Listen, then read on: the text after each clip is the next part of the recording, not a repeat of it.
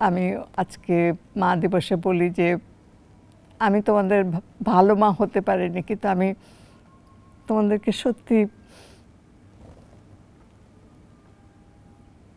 ওরা আমাকে নিয়ে গেছিল ওদের কাছে রাখার জন্যে আমার, কিন্তু আমি ওখানে থাকতে পারিনি, কারণ আমার আরেক মা হলো এই দেশ। সবাইকে আজকের আইভিউতে স্বাগত জানাচ্ছি। মা দিবস উপলক্ষে আমাদের আজকের আইভিউ এপিসোডটি একটু ভিন্ন আঙ্গিকে সাজানো হয়েছে। আর আমাদের সাথে আজকে স্টুডিওতে উপস্থিত রয়েছেন একাধারে চলচ্চিত্র অঙ্গন এবং নাট্যাঙ্গনে দুটি ছড়ানো এমন একজন অভিনয় শিল্পী যাকে এক নামে সকল প্রজন্মের মানুষ চিনে থাকেন। আমাদের সাথে আজকে উপস্থিত রয়েছেন দিলারা জামান। চলুন দর্শক তার সঙ্গে কথা বলে আসি। আপনাকে মা দিবসের শুভেচ্ছা জানাচ্ছি। প্রথমেই কেমন আছেন? ভালো আছি, এই মুহূর্তে অনেক আনন্দে আছি, সবার মাঝে তোমাদেরকে কাছে পেয়ে খুবই ভালো লাগছে।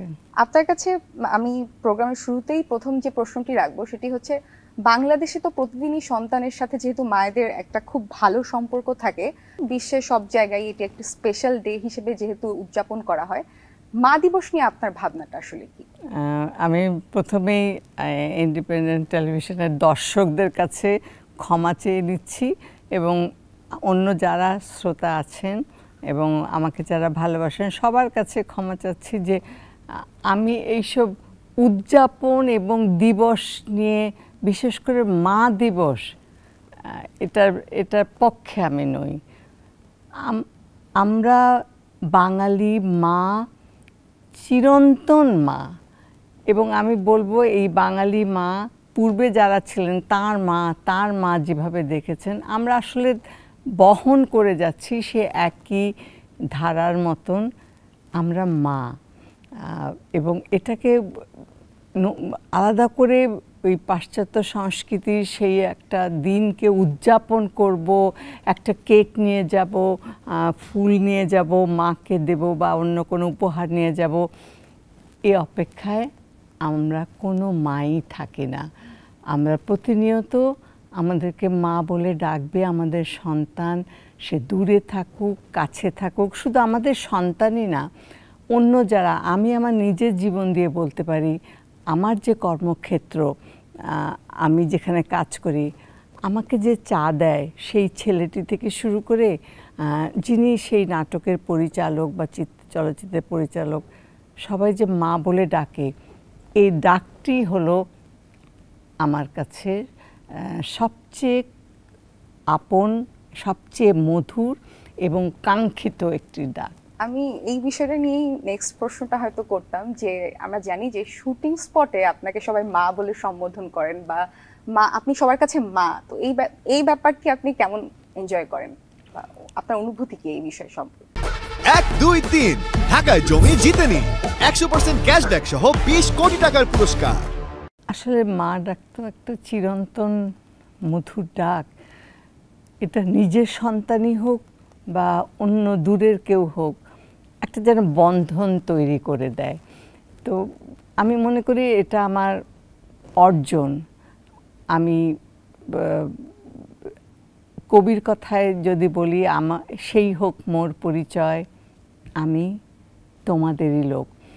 আমি যখন রাস্তায় যাই, একটা রিকশাওয়ালা যখন বলে দাদি ভালো আছেন, বা দোকানে কিছু কিনতে গেলে, মা আপনার ওই কাজটা দেখেছি, এই যে একটা আমাকে তাদের আপন লোক বলে মনে করে, নিজের লোক মনে করে, বা আগে কখনো বলতো যে আপনি কেন এরকম রাগ করেছেন, এত ঝগড়া করেছেন, তো এইগুলো যেন তার অধিকার আছে আমার উপরে। তো সেই জন্য আমি মনে করি যে এই যে প্রাপ্তি, এটা আমার কাজের একটা স্বীকৃতি, অর্জন। আমি তাদের অনেক কাছের জায়গায় চলে এসেছি, সেই জন্যে তারা আমাকে এই নামে ডাকতে ভালোবাসে এবং এই নামেই সম্বোধন করে। অবশ্যই, যেহেতু আপনার অভিনয় জগৎ, এই জগতে আপনার চলাচল বহু বছর ধরে চলে এসেছে, আপনার কি মনে পড়ে যে প্রথম কবে মা চরিত্রে কাজ করেছেন ক্যামেরার সামনে? প্রথম নাটকেই মা হয়েছি, এবং মা হয়েছি মানে সেই বলতে গেলে ওই হুমায়ুন আহমেদের ধারাবাহিক এইসব দিন রাত্রিতে, সেখানে বুলবুল আহমেদ প্রয়াত, তিনি আমার ছেলে হয়েছেন, আসাদুজ্জামান নূর তিনি আমার ছেলে হয়েছেন। পরবর্তী সময় বুলবুল আহমেদ যখন আমার স্বামীর চরিত্র অভিনয় করতেন, আমি যখন বলতাম বুলবুল ভাই আপনি আমার ছেলে হয়েছে, উনি ফর্সা মানুষ, লাল হয়ে যেত, মুখটা এমনি করে রাখতে। আমি খুব এনজয় করি এটাকে, যে সেই সময় থেকে যে শুরু হয়েছে আর এখন পর্যন্ত মায়ের চরিত্র করছে। আমি জানি না কতখানি সেটাকে আমি তাদেরকে দর্শকের কাছে গ্রহণযোগ্য বা তাদের মনের কাছাকাছি চলে যেতে পেরেছি। তারপরে আমি মনে করি যে এই যে একটা চরিত্রে আমি কাজ করি, এটা অনেক বড় একটা পাওয়া আমার জন্যে, যে মা এই ধরিত্রীর মতো, ধরিত্রীকেও আমরা বলি যে মা, কেমন ধরিত্রীর যেমন সর্বংসহা, একজন মাও তেমনি সংসারকে আগলে রাখেন, সমস্ত কিছুকে আগলে দূরে সরিয়ে রেখে তার সন্তানকে যেমন কোনো কষ্ট, কোনো গ্লানি, কোনো কালিমা যাতে না লাগে তার, সেইভাবে তিনি যেমন সংগ্রাম করে যান। আমিও চাই যে আমি যে কাজ করেছি, যে চরিত্র করেছি, সেখানে যেন সেটা যেন সবসময় উজ্জ্বল থাকে, সেখানে যেন কোনো কালিমা না পড়ে আর কি। যে আস্থা একজন ডিরেক্টর আমার উপর রেখে কাজ করিয়েছেন, সে আস্থাটা যেন আমি রাখতে পারি। আমি এই প্রশ্নের সঙ্গে একটি প্রশ্ন করছি, সেটি হচ্ছে এতদিন ধরে চলে আসার পর, অভিনয় করার পর হয়তো আপনি মা সত্তা নিয়ে যেই ধারণা লালন করছেন, যখন প্রথম আপনি শুনলেন যে আমাকে মা চরিত্রে অভিনয় করতে হবে, তখনও কি এই ব্যাপারটা এরকম ভালোভাবে কাজ করেছে যে আপনি খুশি হয়েছিলেন যে আচ্ছা মা চরিত্রে কাজ করব? হ্যাঁ, আমি চরিত্র আমার কাছে আসলে সব চরিত্রে আমার সন্তানের মতন।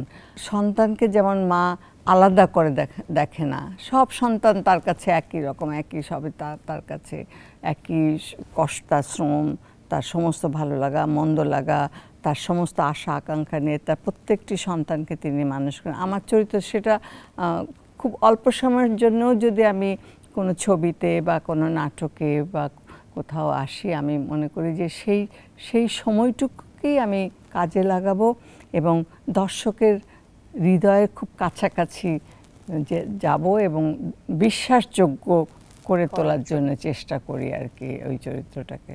এখন আসবো আপনার ব্যক্তিগত জীবনে, আপনার সন্তানরা কেমন আছেন, কে কোথায় আছেন? সন্তান আমার 2 কন্যা, ওরা বাইরে আছে, কাজ করে, তাদের জীবন জীবিকা তাদের দূরে নিয়ে গেছে, কিন্তু কাছে। এখন প্রযুক্তি এত আমাদেরকে সহজ করে দিয়েছে। আগে সকালবেলায় কল বুক করতাম, তারপরে সন্ধ্যার সময় তার কথা শুনতাম, তাদের ওখানে হয়তো রাত, তখন মানে সকাল ভোর হবে, আমাদের সন্ধ্যা হয়ে গেছে। কি হ্যাঁ আম্মা ভালো, হ্যাঁ ঠিক আছে। আমার তো প্রচণ্ড অভিমান হতো, হ্যাঁ আমি ফোন করছি, কথা বলছে। আসলে আমি বুঝতে পারতাম যে তখন তাদের মাত্র সকাল হচ্ছে বা ঘুম চোখের মধ্যে। এখন বুঝি আর কি সময়টা, এখন তো কত সহজ দেখতে পাই সামনে থেকে। আর আরেকটি ছেলে, সে সুনামগঞ্জে তার বোট হাউস আছে, সেটা নিয়ে ব্যস্ত আছে, এই আর কি। আসলে একাকী মনে করলে একাকী মনে করলে না, যখন কাজ করি সবাই সাথে থাকে, আর নিজের বাড়িতেও আমি নিজের কাজ নিজে সব করি, সময় চলে যায় আর কি। যে একটা কথা বলা হয় যে চোখের আড়াল হলেই মনের আড়াল, তো আপনার সন্তানের সঙ্গে আসলে আপনার কেমিস্ট্রিটা কি এখনো সেরকম আছে? না, এটা চোখের আড়াল অন্য সম্পর্কের হতে পারে, কিন্তু আমি বলি যে মা সন্তানের আড়ালটা আসলে আড়াল না। আর সম্পর্ক, মা এবং সন্তানের সম্পর্ক এমন, যত আসলে দিন যেতে থাকে সন্তান সে নিজের যখন বড় হতে থাকে, তার নিজে একটা পার্সোনালিটি ডেভেলপ করে, তার নিজের আরেকটা জগৎ হয়ে যায়, সে একটু একটু করে বিচ্ছিন্ন হতে থাকে মায়ের সেই একদম কাছের থেকে একটু একটু দূর। তো অনেক সময় দেখা যায় যে মা খুব কষ্ট পান যে হ্যাঁ ও দূরে চলে যাচ্ছে। তারপরে যখন আমাদের আরেকটা বাঙালি কেন, আমি জাপানেও দেখেছি, আমি একদিন যাচ্ছি, দেখি কি দুজন বুড়ি বসে বসে নে যাচ্ছি সকাল 10টার সময়, তখনও দেখি দুজন বাস স্ট্যান্ডের মধ্যে বসে কথা বলছে, এমনি করছে। আবার যখন 4টার সময় ফিরে আসি, তখনও দেখি। তা বলছি যে এরা কি বাসা, বলে কি আম্মা দুইজনে বসে ছেলের বউয়ের সব বদনাম করতেছে। তা আমি দেখলাম বাঙালি শাশুড়ি আর জাপানি শাশুড়ির মধ্যে কোনো পার্থক্য নেই। আসলে না, আসলে বয়স হয়ে গেলে বা সময়ের সাথে সাথে বাচ্চারা দূরে যায়, তখন মা সে আগের যে সন্তান এত কাছে ছিল এখন এত আলাদা হয়ে গেছে, তখন অনেক সময় আমরা হয়তো নিজেরা বুঝতে পারি না, ওই হয়তো তার ছেলের বউকে দোষারোপ করতে থাকি বা কিছু, কিন্তু তারও যে একটা আলাদা সময়, এই সময়টা এই এখন তাকে আর আমি আগের মতো দৌড়ে নিয়ে এসে কোলের মধ্যে বসানো বা তাকে লোকমা ধরে খাওয়ানো বা তার শেষ আমার সঙ্গে 1 ঘন্টা 2 ঘন্টা বসে কথা বলবে, গল্প বলবে, এগুলো আসলে আশা করা ঠিক না। কিন্তু আমরা এগুলো বুঝতে পারি না দেখে এই দ্বন্দ্বগুলো তৈরি হয়। তো এগুলো যদি আমরা বুঝতে পারতাম তাহলে হয়তো এত দ্বন্দ্ব তৈরি হতো না, আর এত উপন্যাস, এত গল্প, এত কাহিনী, এত কিছু আমাদের জন্য তৈরিও হতো না আর কি। একদম একদম। আপনার নিজের মায়ের সাথে আপনার কোনো সুন্দর স্মৃতি আজকের মা দিবসে কি আমরা জানতে পারবো? হ্যাঁ, আসলে এখন যখন মা হয়েছি তখন মনে হয় যে আসলে মায়ের কত কিছু বুঝতে পারেনি, তারপরে এখন যখন আরও বয়স হচ্ছে তখন বুঝতে পারছি যে সত্যি আম্মা তো এরকম করতো, আমি কেন বিরক্ত হতাম। সময় আসলে সব কিছু বলে দেয়। তো এখন কষ্ট হয় যে হয়তো মায়ের ঋণ তো কখনোই আমরা শোধ করতে পারবো না। মাকে হয়তো আরও কিছু করতে পারতাম তার জন্য, সেবা যত্ন বা তিনি যেটা চাইতেন, তিনি নিজে হয়তো আমার ভালোর জন্য কোনো একটা নিষেধ করেছেন, কিন্তু সেটাকে খুব তখন বিরক্ত হতো, বুঝতে পারতাম না। আমার তখন মানে অত বুদ্ধি এবং সব কিছু তো তখন পরিপক্ক হয়নি, কিন্তু মা তো ভালোর জন্যই যে বলতেন এখন সেটা বুঝতে পারি। তো এইগুলো মাঝে মাঝে কষ্ট দেয়। হ্যাঁ, ছোটবেলা মায়েরাও বলতো মা নেই, এখন নিজে মা হয়েছে, আমার বাচ্চারা দূরে আছে, তবে এখন বাচ্চাদের চেয়েও স্নেহ নিম্নমুখী বলে, তো আমার নাতি নাতনি তাদের জন্য বেশি মায়াটা লাগে, আদর লাগে। এই আর কি, জীবনকে এইভাবেই নিতে হবে, চলতে হবে। কিন্তু আমি বলি যে আসলে সব সন্তানদেরই মা দূরে থাক বা কাছে থাক, একটু সময় মা একটা কথা ডাকলে, মা কেমন আছো, কি, এইটুকু শুনলেই কিন্তু মায়ের মনটা ভরে যায়। মা ওরকম প্রত্যাশী না, কিন্তু আমরা সময় থাকতে হয়তো বুঝি না, পরবর্তী সময় যখন আমরা সেই পর্যায়ে যাই তখন বুঝি যে এটা করা উচিত ছিল আর কি। আপনার কি মনে হয় না যে আপনার সন্তানদের সাথে আপনি সময় কাটান বা থাকতে পারতেন তাহলে হয়তো ভালো হতো? এখন এটা মনে হয় কখনো? সবসময় এখন মনে হয় যে এখন আমার অফুরন্ত সময়, কিন্তু ওরা কাছে নেই। যখন ওরা ছিল এমন হয়েছে যে আমি তো এই যে অভিনয়ের সঙ্গে যুক্ত আছি, তো যখন অভিনয়কে কাজ করেছি অভিনয়, তখন তো এই অভিনয়কে পেশা হিসেবে নেবার কোনো সুযোগ ছিল না। কেমন সবাই আমার, হাসান ভাই বলো, বুলবুল ভাই, এরা সবাই, আমাদের হায়াত ভাই আছেন, আবার মেয়েরা তো বিশেষ করে নাই যে একদম মানে অভিনয়, এখন অভিনয়ের উপরে আমরা পড়াশোনা করছি, বিশ্ববিদ্যালয়ের বিষয় হয়েছে এগুলোর উপরে। তো তখন তো এগুলো ছিল না, অন্য একটা পেশা ছিল, সেখানে নিজেদের মনের তাগিদ এবং ভালোবাসার জন্যে অভিনয়, সিনেমা নাটকে অভিনয় করতো। তো আমারও ওরকম হয়েছে, আমি শিক্ষকতা পেশায় ছিলাম, সকালবেলা স্কুলে গেছি, সেখানে আমার গাড়ির পেছনে আমার শুটিংয়ে যাব, ওখান থেকে যাব কাজের থেকে, তারপরে কাপড় চোপড় কস্টিউম সব নিয়েছি, তারপরে সেখান থেকে চলে গেছি। যখন সকালে বের হয়েছি স্কুলে তখন আমার বাচ্চারা ঘুমিয়ে আছে, তারপরে সেখান থেকে চলে গেছি শুটিং স্পটে। এখনকার মতো তো এত সিস্টেমেটিক, এত প্রযুক্তির এত উন্নতি হয়নি। বসে আছি, এত লোকজন এসছে যে শুটিং শুরু করতে পারছে না।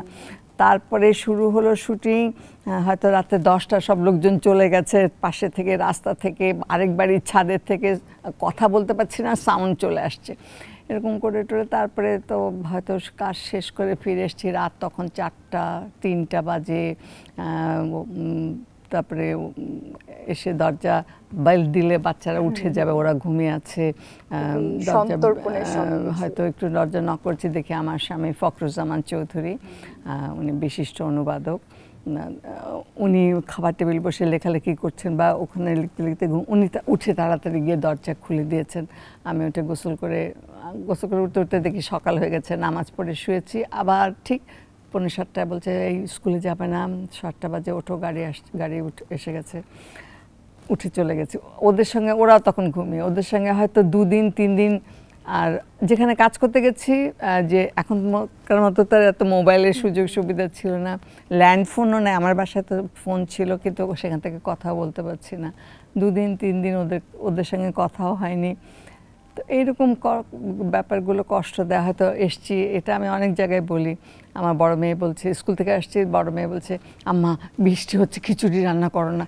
আমার তখন আমি ক্লান্ত সারাদিন স্কুলে, বলছি এতগুলো ভাত নষ্ট হবে, তুমি কালকে রান্না করবো, রাত্রে রান্না করে দেবো।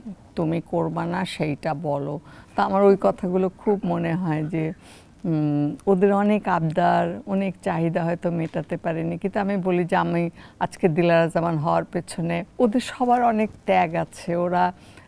ওরা যদি ওরকম কঠিন হতো বা আমাকে বাধা দিত, তাহলে আমি এই কাজগুলো এত সুন্দরভাবে করতে পারতাম না বা আজকে এত দূর আসতেও পারতাম না।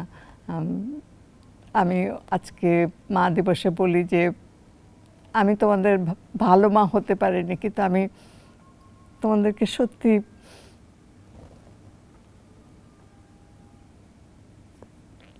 সরি, আমি একটু ইমোশনাল হয়ে গেছি।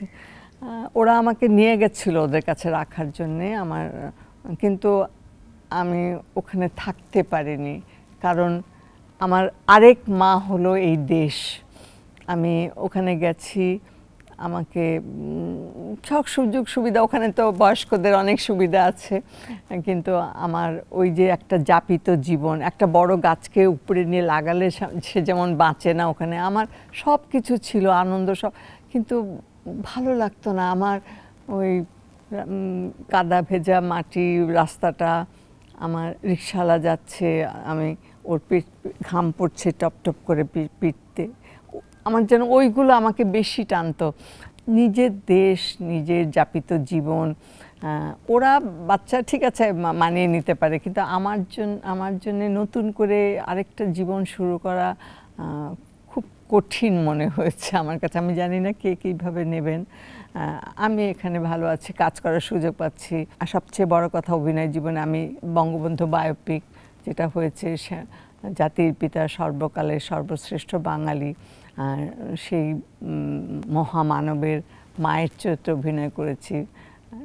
আরও কয়েকটা ছবি হয়েছে ওনার উপরে, সেগুলোতে এই যে ইতিহাসের অংশ হয়ে থাকতে পারলাম, এটাও তো জীবনের একটা বড় প্রাপ্তি, এবং ফিরে না আসলে হয়তো এই সুযোগ আমার হতো না আর কি। একদমই অনুষ্ঠানের শেষ প্রান্তে চলে এসেছি। আপনার কাছে শেষ প্রশ্ন আমার থাকবে, আপনার বয়স তো এখন 80 পার হয়ে গেছে, মেঘে মেঘে অনেক বেলা। হ্যাঁ, এবং আপনি এখনো একাধারে কাজ করে যাচ্ছেন একটার পর একটা।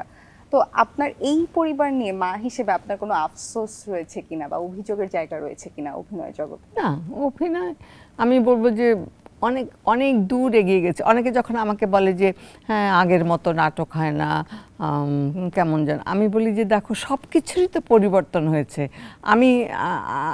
তুমি যে জামাটা পরছো, যে প্যান্টটা পরছো, সেটা কি আগের মতো না। তো সময়ের সাথে সব কিছু বদলায়, মানুষের রুচি বদলে গেছে।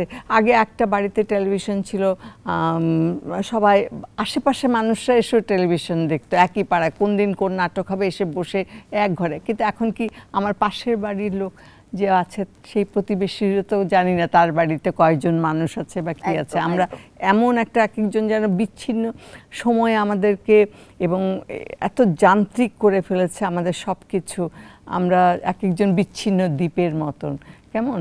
তো আগের সঙ্গে কোনো কিছু তুলনা, আমাদের সময়ের সাথে পাল্লা দিয়ে যেতে হবে সব কিছুর সঙ্গে।